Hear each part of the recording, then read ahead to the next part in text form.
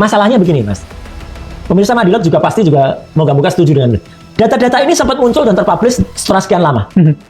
Pada saat kampanye, pada saat pemilu.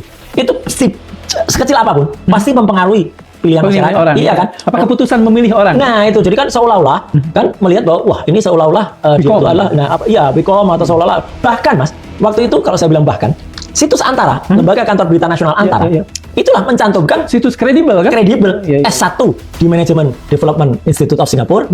S2 ya? S2 dia. Tegas banget ya. Dan ini waktu itu saya screenshot, memang sudah 2 tahun yang lalu ya. Tapi semua datanya ada, linknya semua ada. Dan memang yang di Antara ini sudah dikoreksi. Nah, sekarang tampilannya begini.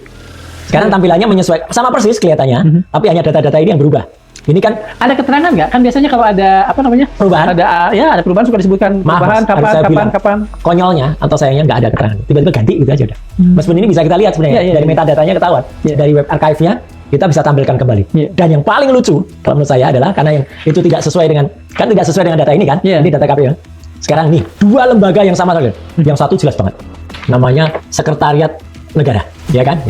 Sampai hari ini, sampai kita ngobrol ini, masih seperti ini tampilannya. Lah ini kan lucu. Yang satu MDAS dulu, yang satu adalah UTS dulu. Ini UTS dulu, yang ini MDAS dulu. Jadi artinya ini data resmi negara loh, Mas. Sekretariat Negara kenapa bisa melakukan kesalahan? Kalaupun ini kesalahan, fatal.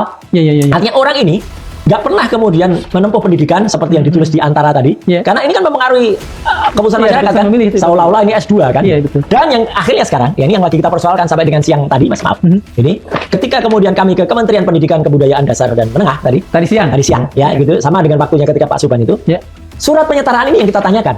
Ini kan ada surat penyetaraan. Oke, ada keterangan, ada konfirmasi apa dari pertemuan tadi?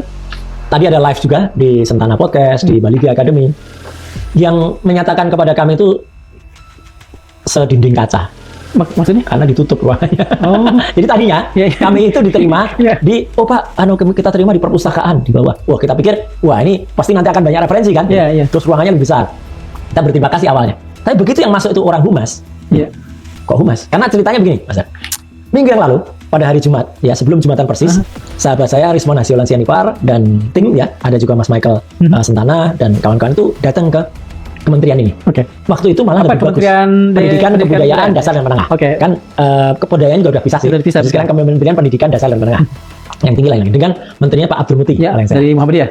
Nah, minggu yang lalu Jumat itu sempat dikira kementerian itu sudah sangat reformis. Karena apa? Karena ketika Mas Rismon dan kawan-kawan datang mau menanyakan ini, mencari orang namanya Pak Dr. Sutanto, sarjana hukum, Magister of Arts ini, ya, Master of Arts, kemudian dijawab oleh penggantinya. Ditemui oleh Pak Eko Sutanto.